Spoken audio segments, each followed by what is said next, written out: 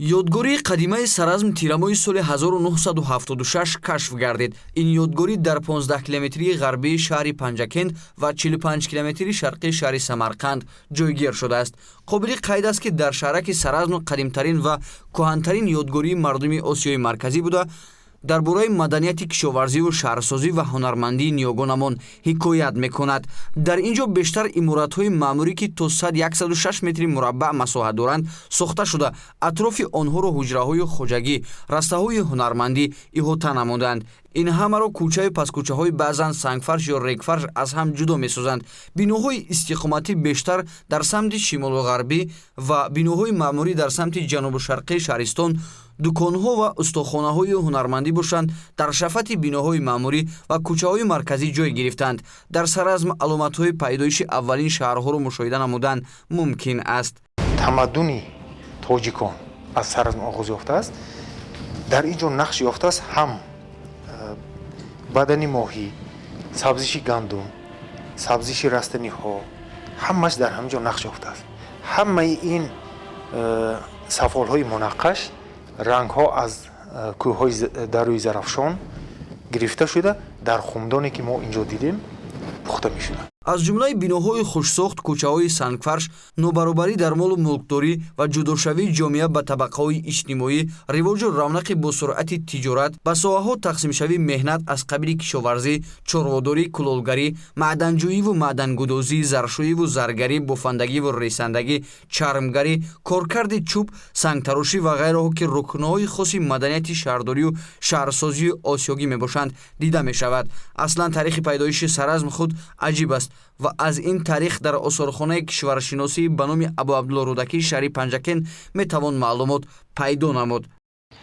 ин аввалин бозёфт табари биринҷӣ аст, ки аз тарафи як чӯпон бозёфт карда шудааст, ки воқеан аҷибам ҳаст ва сайёҳони хориҷӣ ба он таваҷҷӯҳ ҳам мекунанд ва маҳз аз ҷониби анамин чӯпон Ашуралӣ Тайлонов, ки зода ва истиқоматкунандаи Саразми Бостон, ки дар он ҷо пайдо карданд ва баъдан паси бозёфту паси гуфтугӯҳо ва баъди омадан ба осорхона ана ҳамон чӯпон вақте ки ин осорхона ворид мешаванд ва як чизро мебинанд дар ин ҷо мегӯянд, ки ҳамин ман ҳам як бозёфт дорам ва ин чизро олими шинохта ва нахустин муҳаққиқи ёдгории Саразм Абдуллоҷон Исоқов, ки дар ин ҷо чӣ гуна ки шумо мебинед, ана ҳамин нафар бо гӯшашон мешунаванд ва пасон нахустин кашофии худро сар мекунад аз Саразм ва пас аз нахустин кашофии Саразм кушода мешавад ва таърихи худро пайдо мекунад. дар осорхона барои нигоҳ доштани ёдгориҳои Саразм толори алоҳида ҷудо шудааст ва ашёву бозёфтҳо